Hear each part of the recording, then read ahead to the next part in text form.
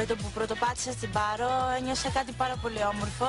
Ένιωσα μια ελευθερία, φύγαμε από την μονοτονία, από τη ρουτίνα, από τα ίδια και τα ίδια, τα οποία είχαμε συνηθίσει να κάνουμε εδώ και 1,5 μήνα. Είδαμε άλλο τοπίο, άλλο κόσμο, πράγματα πιο φυσικά. Άνοιξε το μάτι μας. Νιώσαμε πολύ καλά, ήμασταν όλοι πολύ ενθουσιασμένοι. Ήταν τα γενέθλιά μου. Στο τέλος της ημέρας μου κάνανε μια έκπληξη. Μαζευτήκαμε στην πισίνα, μου είχαν μια τούρτα, μου τραγουδήσαν το χρόνια πολλά. Και όλοι να λένε Λαμία σοφό. Χρόνια πολλά! Χρόνια πολλά!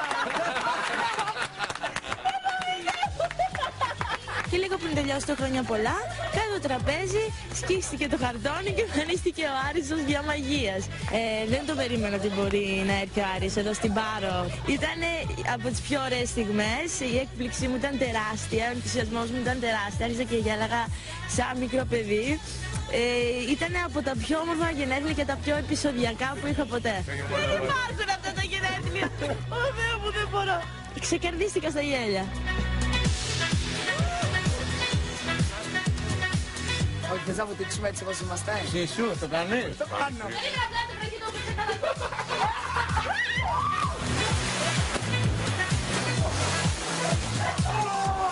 Το ταξίδι στην Πάρο ήταν το ιδανικό. Να φορτώσουμε μπαταρίες, να ηρεμήσει το κεφάλι μας, να φύγουμε λίγο από τη ρουτίνα και μέσα από αυτό το πρόγραμμα του σκληρό που έχουμε. Πλέον είμαστε στους 4 τελευταίους και είμαστε κοντά στην πηγή όλοι. Όλοι έχουμε στο μυαλό μας να φτάσουμε όσο πιο ψηλά γίνεται. Μακάρι να μπορέσω να καταφέρω να βγω και από τους πρώτους.